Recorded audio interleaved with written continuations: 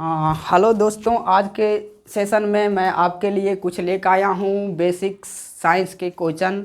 जैसे अक्सर ये ऐसे इस तरह के क्वेश्चन जो है पूछे जाते हैं एग्ज़ाम में। तो पहले साइंस के कुछ क्वेश्चन कराने से पहले मैं आपके लिए कुछ बेसिक चीज़ों को बता देता हूँ। जैसे कि हो गया कि साइंस किसे कहते हैं, आखिर में साइंस में हमें क्या क्या पढ़ना होता है। तो पहले हम अगर लिखें साइंस की बात करें, विज्ञान, SCIENCE साइंस। साइंस का कहने का अर्थ हुआ विज्ञान। यानी हम लिखेंगे कि विज्ञान क्या है, विज्ञान किसे कहते हैं। विज्ञान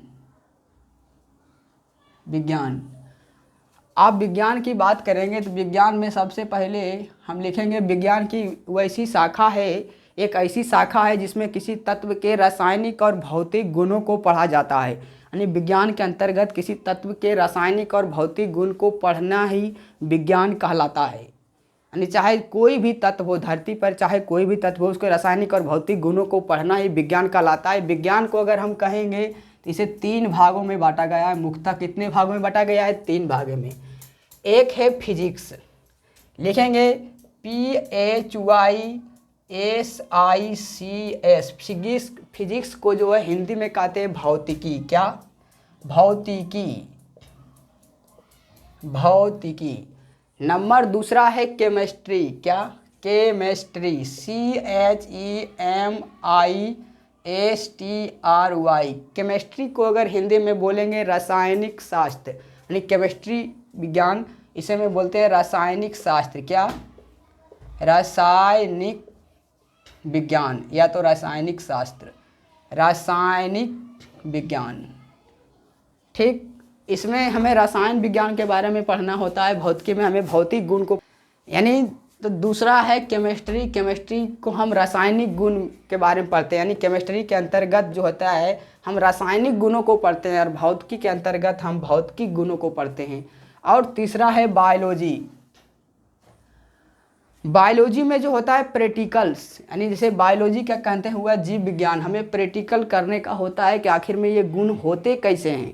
प्रैक्टिकल्स करते हैं, यानी जंतु के बारे में अगर ये कैसे करते हैं, इसे लिखे हैं बायोलॉजी, BIOLOGY।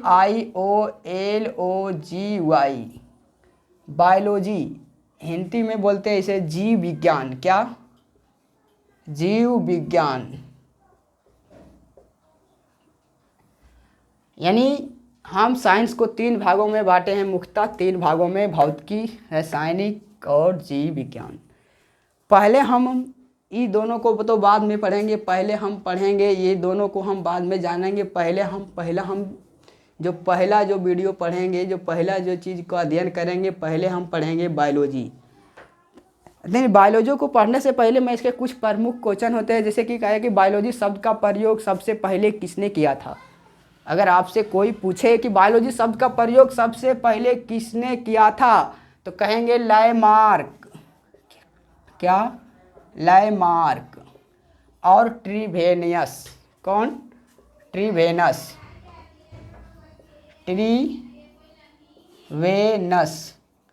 यानी 2 वैज्ञानिक थे जिसने लामार्क और ट्रीवेनस, 2 वैज्ञानिक के नाम है। कौन? लामार्क और दूसरा ट्रीवेनस, जिन्होंने बायोलॉजी शब्द का प्रयोग किया। कब? 1801 ईस्वी में। कब? 1801 ईस्वी में लामार्क और ट्रीवेनस ने बायोलॉजी शब्द का प्रयोग किया था। ठीक, इसके नेक्स्ट क्वेश्चन हम पढ़ते हैं। यानी पहला क्वेश्चन आप बायोलॉजी में हम ये पढ़ेंगे कि बायोलॉजी शब्द का प्रयोग सबसे पहले अगर पूछे किसने किया था, तब कहेंगे लामार्क या ट्रीवेनस, दोनों किया था 1801 ईस्वी में। कोई सारे बुक में लामार्क दिया होता है, बहुत सारे बुक में ट्रीवेनस। यानी बायोलॉजी शब्द का प्रयोग सबसे पहले किसने किया, तो लामार्क और ट्रीवेनस ने। कब किया? तो 1801 ईस्वी में। यानी जीव विज्ञान और का शब्द का प्रयोग जो है सबसे पहले लामार्क और ट्रीवेनस ने किया था। लामार्क जो थे फ्रांस के वैज्ञानिक थे। कहाँ के? लामार्क जो थे फ्रांस के वैज्ञानिक थे। कहाँ के? लामार्क कहाँ के थे? फ्रांस के वैज्ञानिक थे। और ट्रीवेनस जर्मनी के। ट्रीवेनस कहाँ के वैज्ञानिक? आपसे ये पूछे कि ट्रीवेनस कहाँ के वैज्ञानिक थे, तो जर्मनी के। कहाँ के? जर्मनी के वैज्ञानिक थे, जर्मनी। और लाइमार्क कहाँ थे, कहाँ के वैज्ञानिक थे? तो फ्रांस के वैज्ञानिक थे। कहाँ के? फ्रांस के। अब आपसे ये पूछे कि लाइमार्क कहाँ के वैज्ञानिक थे, तो आप लिखेंगे फ्रांस के। और जर्मनी के वैज्ञानिक कौन थे? तो ट्रिवेनस थे, जिन्होंने का जीव विज्ञान शब्द का प्रयोग किया। अब जीव विज्ञान में पढ़ते क्या है? तो जीव विज्ञान को भी 5 भागों में बांटा गया। कितने भागों में? अब लिखेंगे कि जीव विज्ञान को भी 5 भागों में बांटा गया। कितने भागों में? 5 भागों में। अब किसने बांटा? तो जीव विज्ञान को 5 भाग में बांटने का आधार जो है, बांटने का आधार किसने दिया था? कैलोरस लीनियस ने। यानी कैलोरस लीनियस ने जो है, कैलोरस लीनियस, क्या? कैलोरस लीनियस, क्या? लीनियस जो है, पहले तो जीव विज्ञान को 2 भागों में बांटा गया था, एगो पादप विज्ञान, एक ठो जंतु विज्ञान। लेकिन यह कहना ना कुछ ही दिन तक सही रहा, लेकिन कैलोरस लीनियस वैज्ञानिक एक आए थे, उन्होंने कहा कि नहीं, जीव विज्ञान को 5 भागों में बांटा जा सकता है। नंबर 1 में है प्रोटिस्टा। क्या? प्रोटिस्टा। प्रोटिस्टा हुआ, कवक हुआ, और हुआ जैसे कि पादप विज्ञान, जंतु विज्ञान। इसी प्रकार से कैलोरस लीनियस ने इसे 5 भागों में बांटा। आपसे अगर ये पूछे कि जीव विज्ञान को आधुनिक वर्गीकरण के अनुसार जीव विज्ञान को कितने भागों में बांटा गया, तो आप लिखेंगे कि 5 भागों में। आधुनिक अति के अनुसार किसने ये आधार दे दिए थे? कैलोरस लीनियस ने क्या? जीव विज्ञान को बांटने का 5 आधार दिए थे। कितने? 5 आधार। 1 नंबर में लिखेंगे मोनेरा। क्या? मोनेरा। दूसरा में है प्रोटिस्टा। क्या? प्रोटिस्टा। तीसरा में है कवक। क्या? कवक, या इसी में आता है शैवाल भी। नंबर 4 में है पादप। क्या? पादप। और नंबर 5वां है मानव विज्ञान। क्या? मानव विज्ञान। मानव विज्ञान, पादप विज्ञान, प्रोटिस्टा और मोनेरा, यानी जीव विज्ञान को 5 भागों में बांटने का आधार किसने दिया था? कैलोरस लीनियस ने। ये 5 आधार देने के बाद ही इनका मृत्यु हो गया। तब इसी के कथन को आगे किसने बढ़ाया था? R.H. हिटकर। क्या? R.H. हिटकर। कौन बढ़ाया था? इसी के कथन को आगे बढ़ाया था किसने? किस वैज्ञानिक ने? एक वैज्ञानिक का नाम आता है पहले, R.H. हिटकर। R.H. हिटकर। होमेसी का राधा टो कोरो, R.H. हिटकर। यानी जो है ये 5 भागों का आधार तो दे दिए कि जीव विज्ञान को 5 भागों में बांटा जा सकता है, लेकिन इन्होंने बांट नहीं पाया। इसी के कथन को आगे किसने बढ़ाया? R.H. हिटकर ने। R.H. हिटकर ने ये 5 भागों में बांटा। कितने भागों में बांटा? 5 भागों में। सबसे पहले बांटा मोनेरा। इन्होंने कहा कि मोनेरा में वैसे जीव आते हैं जो तो एककोषीय होंगे, लेकिन उसके अंदर जो है केंद्रक नहीं होगा। अब केंद्रक क्या होता है? तो केंद्रक मैं आगे अब जब पढ़ाऊंगा तो बताऊंगा कि केंद्रक क्या होता है, उसे मैं आगे जरूर बताएं। लेकिन इन्होंने कहा था कि जो मोनेरा के अंतर्गत वैसे जीव आएंगे जिसके अंदर जो है केंद्रक नहीं होगा, यानी वह जीव जो है वो विकसित होगा, पूर्णतः विकास नहीं होगा। और दूसरे में बैठा था कवक, फंगस। इसे इंग्लिश में बोलते हैं फंगस, यानी फंगस के अंतर्गत वैसे जीव आएंगे, उसमें कुछ के अंतर्गत केंद्रक होगा और कुछ में नहीं होगा, यानी और ये प्रकाश संश्लेषण की क्रिया नहीं करेगा। कवक के बारे में बताया था। तीसरा है प्रोटिस्टा। प्रोटिस्टा के बारे में बताया था कि इसके अंतर्गत वैसे जीव होंगे जिसमें जो एक कोशिकीय तो होंगे या तो बहुकोशिकीय भी होंगे, लेकिन उसके अंतर्गत जो है केंद्रक पाया जाएगा। चौथा है पादप विज्ञान। पादप विज्ञान में इसको इन्हें बताया कि पादप विज्ञान के अंतर्गत वैसे पौधे होंगे, वैसे पादप होंगे जो प्रकाश संश्लेषण के अभिक्रिया में भाग लेंगे। ये किस तरह से लेंगे हम इसे आगे जरूर बताऊंगा। 5वां है मानव विज्ञान।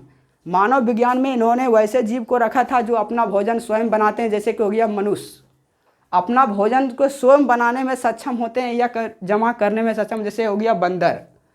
ये सब मानव विज्ञान के अंतर्गत आया। बंदर हो गया, भालू हो गया, शेर हो गया, ये सब मानव यानी मान लीजिए कि जंतु विज्ञान के अंतर्गत आया। क्या? जंतु विज्ञान में जितने भी जानवर हैं, मानव है, जितने भी जीवधारी हैं सब जंतु विज्ञान के अंतर्गत आता है। पादप विज्ञान के अंतर्गत सारे पेड़ पौधे आते हैं।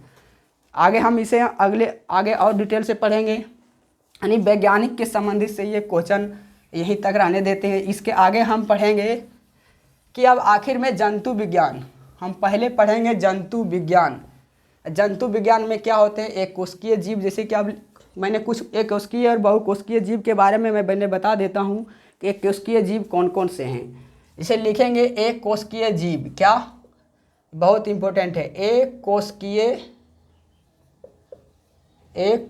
जीव, यानी एक कोशिकीय जीव कौन कौन से हैं, तो इसे मैं अभी बता देता हूँ कि एक कोशिकीय जीव कौन कौन से होते हैं, यानी कौन कौन से जीव एक कोशिकीय हैं।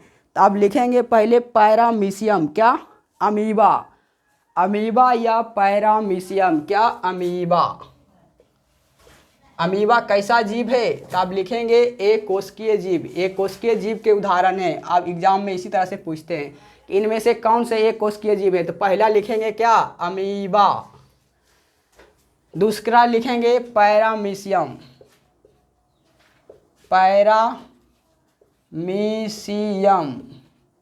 पैरामीशियम। एग्जाम में ये भी आते हैं कि पैरामीशियम का आकार कैसा है, तो आप लिखेंगे चप्पल की आकृति की जैसी होती है।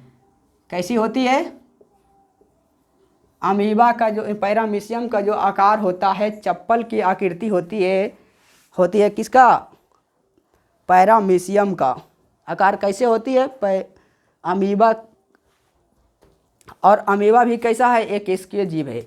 अब बहुत से होते हैं कि बहुकोशिकीय जीव, बहुकोशिकीय जीव के अंतर्गत आते हैं। अब जैसे दो जीव मैंने बताया जो कि एक कोशिकीय हैं, वैसे और भी जीव हैं, ऐसे ये दोनों बहुत इंपॉर्टेंट है। अब लिखेंगे बहुकोशिकीय जीव, क्या बहुकोशिकीय जीव। बहुकोशिकीय जीव में पहले आप एक नंबर में लिखेंगे क्या, कवक, क्या कवक जिसे बोलते हैं फंगस। आप देखे होंगे कहीं की गोबर छत्ता, देहात वाले लोग कहते हैं इसे गोबर छत्ता, इसे बोलते हैं फंगस। बहुत सारे लोग बोलते हैं फंगाई। देहाती में जो अगर आपका नेवारी या बिचाली जो होता है अगर सड़ जाता है बरसात के दिनों में, उसमें छोटे छोटे उग जाते हैं, उसके लोग सब्जी बनाकर भी खाते हैं, वही हुआ फंगस यानी कवक। दूसरा है शैवाल। बहुकोशिकीय जीव में कौन से आते हैं, शैवाल में जैसे कि आप कोई आहरा पोखर तालाब में देखेंगे कि पानी के किनारे जो हरे हरे घास, उसमें पत्ते नहीं होते हैं, उगे हुए रहते हैं, पूरा गार से घास की तरह एकदम पूरा अच्छे लगते हैं देखने में, वही है शैवाल। शैवाल में बहुत सा प्रकार होते हैं, जैसे कि हुआ लाइकेन एक प्रकार का, शैवाल और कवक दोनों के बीच की कड़ी होते हैं। जैसे कि शैवाल में हो गया कैलोलेना। बहुत सारे शैवाल के बारे में आगे मैं बताऊंगा, लेकिन फिलहाल आप इतना समझें कि ये सब बहुकोशिकीय जीव हैं। दूसरा है क्या, शैवाल। ये कैसे जीव हैं, तो बहुकोशिकीय जीव हैं। शैवाल कैसा जीव है, जैसे कि हो गया मानव, क्या मानव। जितने भी जीव जंतु हैं लगभग जो होते हैं बहुकोशिकीय होते हैं, यानी एक से अधिक कोशिका से मिलके बने होते हैं। अब मैंने लिख दिया यहाँ कोशिकीय बहुकोशिकीय, यानी कोशिका क्या है। अब आप पूछेंगे पहले तो कोशिका के बारे में जानेंगे, ये तो मैंने ऐसे ही बता दिया कि बहुकोशिकीय भी होते हैं, एक कोशिकीय होती है। अब बात आया मेन मुद्दे पर कि कोशिका आखिर में क्या है, कोशिका क्या है। तो अब कोशिका के पहले में जानेंगे कि कोशिका आखिर में क्या होता है। कोशिका क्या, कोशिका लिखेंगे कोशिका। तो जो है कोशिका को कहा जाता है जीवन की आधारभूत इकाई। अगर पहला क्वेश्चन एग्जाम इसमें जाके जीवन की आधारभूत इकाई क्या है, जीवन की आधारभूत इकाई क्या है, तो आप लिखेंगे आंसर कोशिका। क्या, जीवन का आधारभूत इकाई, इसे आधारभूत इकाई कहा जाता है। आधारभूत इकाई, आधारभूत इकाई का मतलब हुआ कि कोई भी जीव जो है कोशिका से मिलकर बना होता है, उसीलिए कहा जाता है कोशिका को जीवन की आधारभूत इकाई। तो सबसे पहले हम जानेंगे कोशिका के बारे में, जाने कैसे। पहला क्वेश्चन होगा कि आप कोशिका के बारे में कैसे जाने, कोई तो वैज्ञानिक होगा जो इसके बारे में बताया होगा। यानी कोशिका के सबसे पहले खोज किया 1665 ईस्वी में। कब? 1665 ईस्वी में खोज किया था, एक वैज्ञानिक था, उसका नाम था रॉबर्ट हुक। क्या? Robert Hooke. किसने खोज किया था?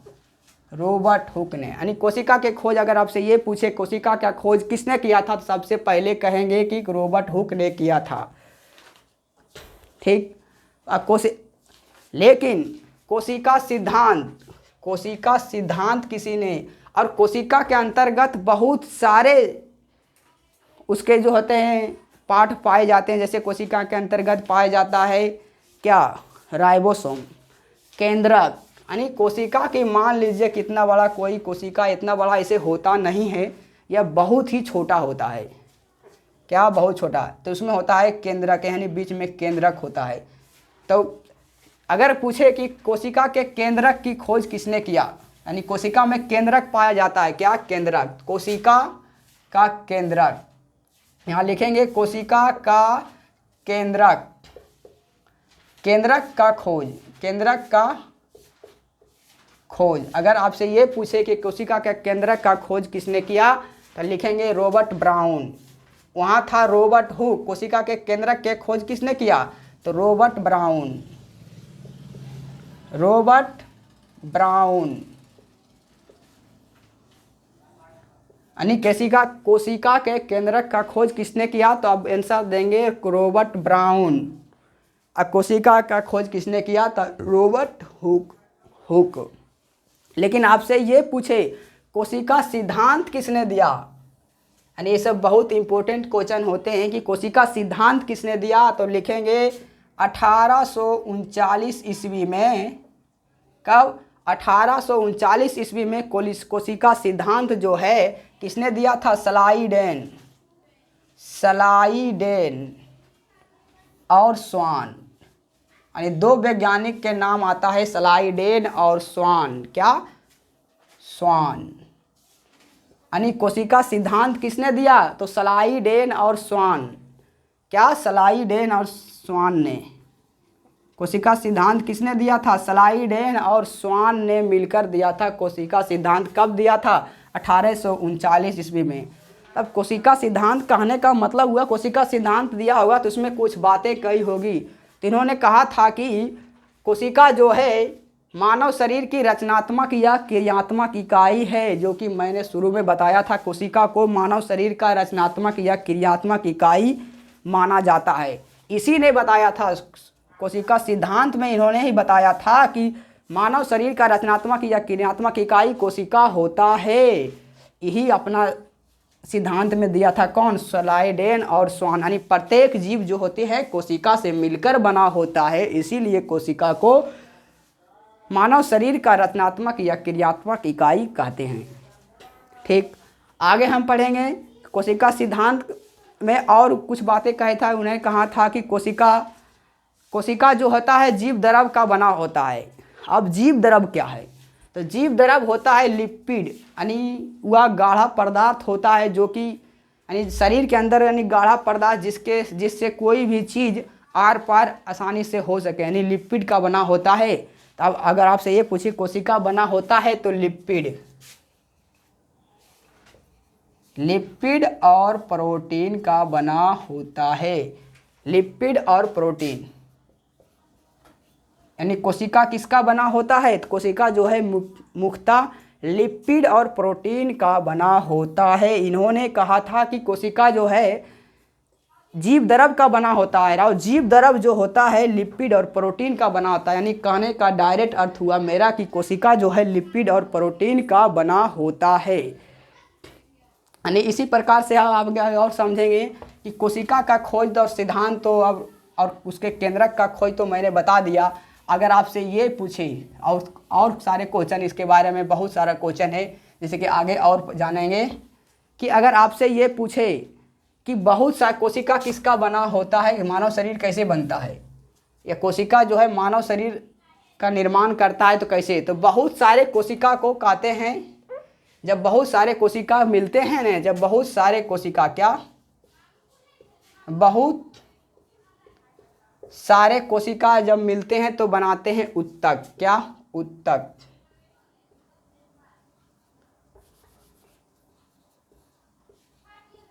उत्तक का निर्माण करते हैं। क्या? बहुत सारे जब कोशिका मिलते हैं तो उत्तक का निर्माण करते हैं। उत्तक, इसके इंग्लिश में बोलते हैं टिश्यू। क्या? टिश्यू।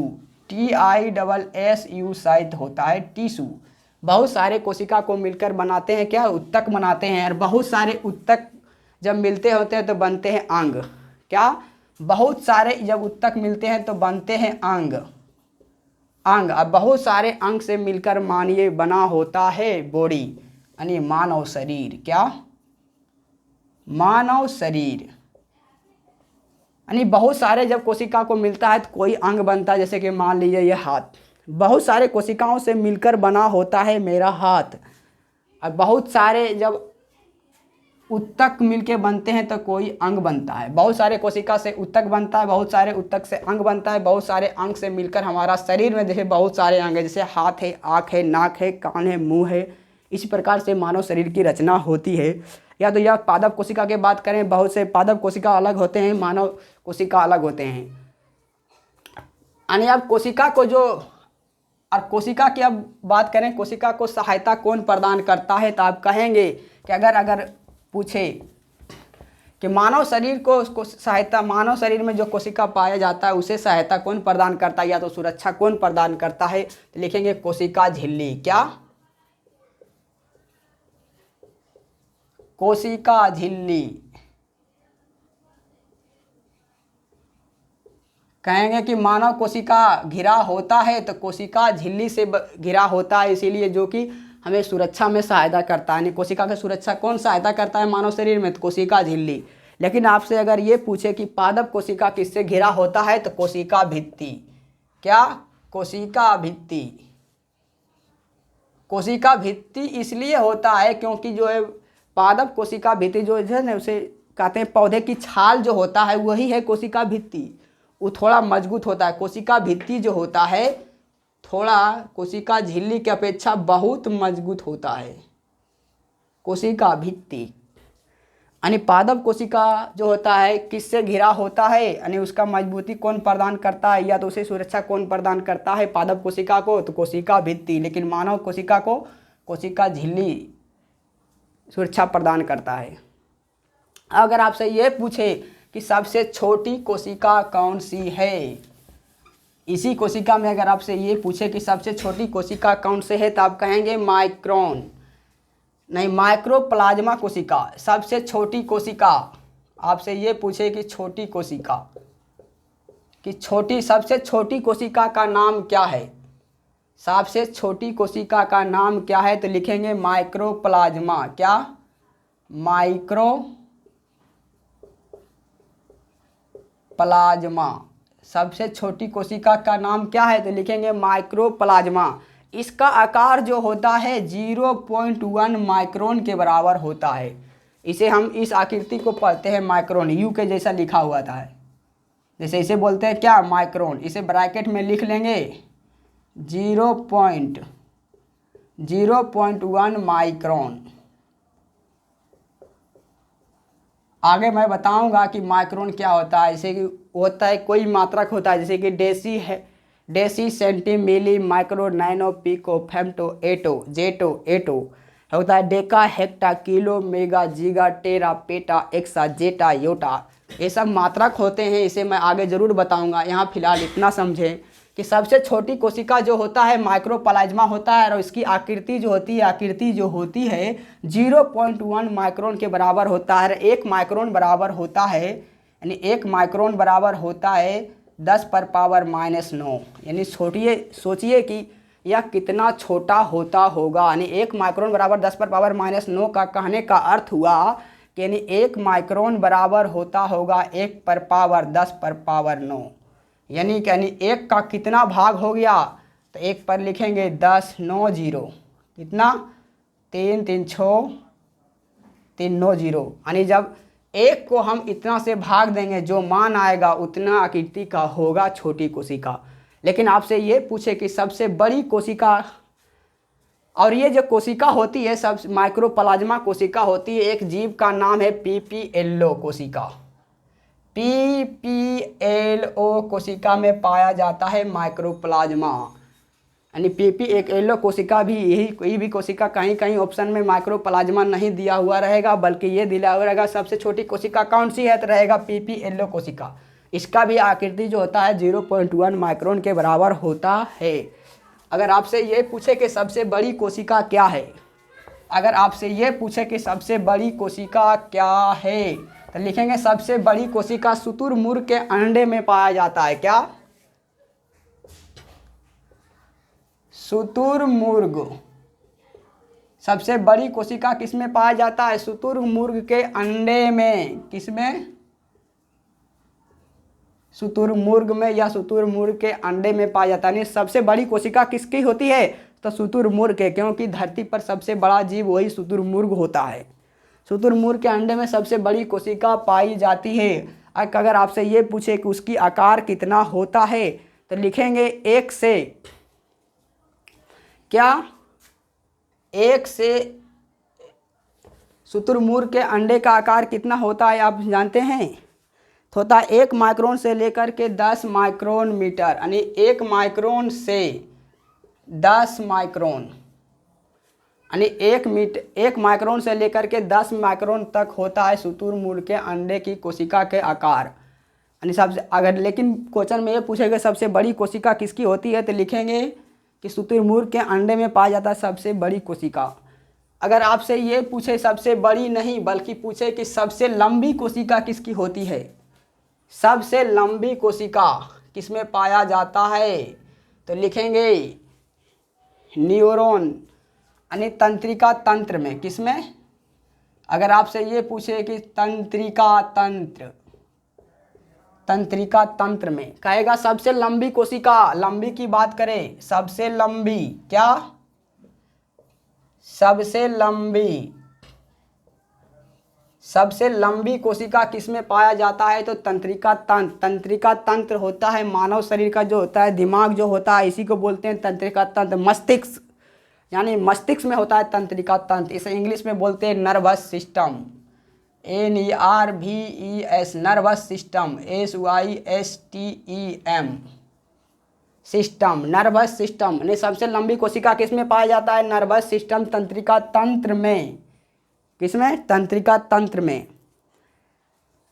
अब बात आया कि तंत्रिका तंत्र, नर्वस सिस्टम किसका बना होता है, तो तंत्रिका तंत्र जो होता है न्यूरॉन से मिलकर बना होता है। क्या?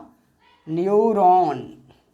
अब न्यूरॉन क्या है, तो मस्तिष्क की इकाई, मस्तिष्क की रचनात्मक या क्रियात्मक इकाई क्या है? न्यूरॉन।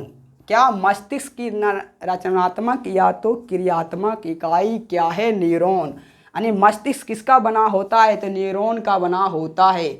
और मस्तिष्क में ही सबसे लंबी कोशिका पाई जाती है। जैसे कि मान लीजिए अगर मानव की कहेगा कि मानव में सबसे लंबी कोशिका किस में पाया जाता है, तो आप लिखेंगे मस्तिष्क में। नर्वस सिस्टम मस्तिष्क में होता है, और उसमें भी किसका? तो न्यूरॉन की कोशिका, क्योंकि न्यूरॉन से ही तो मस्तिष्क बने होते हैं। अगर आपसे ये पूछे, यानी मस्तिष्क लिखेंगे इस तरह से,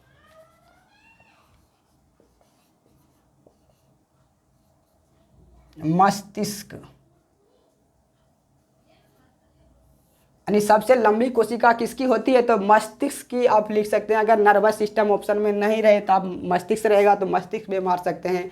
अगर वो नहीं रहे, न्यूरॉन रहे, तो न्यूरॉन मार सकते हैं, क्योंकि तंत्रिका तंत्र जो होता है न्यूरॉन से मिलकर बना होता है। कई न्यूरॉन से मिलकर मस्तिष्क का निर्माण होता है। यानी सबसे लंबी कोशिका किसमें होती है? तंत्रिका तंत्र, नर्वस सिस्टम की होती है। अगर आपसे ये पूछे कि मानव शरीर में कुल कितने कोशिका होती है, अगर आपसे ये पूछे कि मानव शरीर में कुल कितने कोशिका पाई जाती है, तो लिखेंगे 60 गुणे 10 पर पावर 15। अब सोचिए कि 60 गुणे 10 पर पावर 15 का मान कितना होगा। मानव शरीर में लगभग इतना कोशिका पाया जाता है, इतना कोशिका पाया जाता है। यानी मानव शरीर में 60 गुना 10 पर पावर 15 कोशिका पाया जाता है। यानी 60 गुना, अब 10 पर पावर 15 का मतलब हुआ यहाँ पर 1 पर 15 जीरो, सोचिए कितनी कोशिका है, आप कितनी कोशिका से मानव शरीर बनकर बना होता है। अगर आपसे ये फिर एक क्वेश्चन और इस तरह से पूछे जाते हैं कि मस्तिष्क का अध्ययन क्या कहलाता है, तो मस्तिष्क बना होता है न्यूरॉन से। क्या मस्तिष्क बना होता है न्यूरॉन से, तो मस्तिष्क का अध्ययन तो न्यूरोलॉजी कहलाएगा। क्या? न्यूरोलॉजी।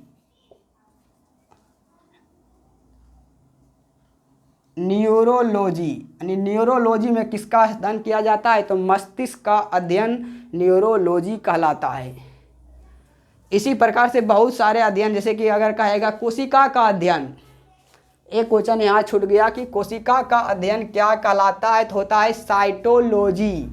क्या? साइटोलॉजी में किसका अध्ययन होता है? साइटोलॉजी। साइटोलॉजी में किसका अध्ययन होता है, तो कोशिका का अध्ययन जो है साइटोलॉजी कहलाता है। इसके मैंने एक उसके जीव में बताया था कवक का। तो अगर आपसे ये पूछे, मैंने कवक बताया था कि एक उसके जीव होता है, अगर आपके पूछे कि कवक का अध्ययन क्या कहलाता है, तो लिखेंगे फाइकोलॉजी। क्या? फाइकोलॉजी। फाइकोलॉजी में कवक का अध्ययन। माइकोलॉजी आगे लिखा था, मैंने लिखा था कि शैवाल। शैवाल।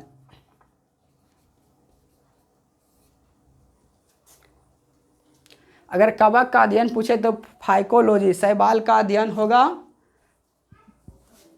अगर आपसे ये पूछे कि कवक का अध्ययन क्या होगा, यानी कवक का अध्ययन, यहाँ कवक का अध्ययन होता है माइकोलॉजी। क्या? कवक का अध्ययन होता है माइकोलॉजी और शैवाल का अध्ययन होता है फाइकोलॉजी। क्या? फाइकोलॉजी। यानी कवक का अध्ययन क्या हुआ? माइकोलॉजी। कवक का अध्ययन माइकोलॉजी और शैवाल का अध्ययन फाइकोलॉजी। जैसे चंद्रमा का अध्ययन हुआ सेलेनोलॉजी, मिट्टी का अध्ययन हुआ पेडोलॉजी, छिपकली का अध्ययन हुआ सोरोलॉजी, सिक्कों का अध्ययन हुआ, ऐसे बहुत सारे ऐसे अध्ययन हैं। जैसे कि हो गया कि कवक का अध्ययन हुआ माइकोलॉजी, शैवाल का अध्ययन फाइकोलॉजी, मिट्टी का अध्ययन पेडोलॉजी, झाड़ियों का अध्ययन डेंड्रोलॉजी। इसी प्रकार से बुढ़ापे का अध्ययन जिरंटोलॉजी, छिपकली का अध्ययन हुआ सोरोलॉजी, ब्रह्मांड का अध्ययन हुआ सोरोलॉजी। दोनों में थोड़ा सा, छिपकली का और ब्रह्मांड का अंतर में दोनों थोड़ा सा अंतर है। एक है सोरोलॉजी यानी ब्रह्मांड का अध्ययन। ऐसे बहुत सारे अध्ययन है। आगे मैं सिर्फ अध्ययन का ही एक पार्ट करवाऊंगा, एक वीडियो में सिर्फ अध्ययन जिसमें अध्ययन किए जाते हैं उसी का पार्ट मैं अलग से करवाऊंगा कि किसका अध्ययन क्या कहलाता है। आगे मैं मिलते हैं नेक्स्ट वीडियो में इसे को और आगे लेते हुए, क्या प्रत्येक जीव को जो कैसे, अब कोशिका से आगे पढ़ेंगे केंद्रक। केंद्रक में क्या क्या होता है, कोशिका के अंतर्गत कितने पार्ट होते हैं, इसके कितने चीज़ों से मिलकर बना होता है। कोशिका जो बहुत सारे चीज़ों के मिलकर बना होता है, जैसे अंतःपर्दवी जालिका, राइबोसोम, ये सब बहुत सारे, इसमें 6-7 इसके जो 6-7 पार्ट होते हैं। इसके अलग अलग पार्ट के बारे में नेक्स्ट वीडियो में जानेंगे कि कैसे जानेंगे। फिलहाल इतने तक, मिलते हैं अगले नेक्स्ट क्लास में।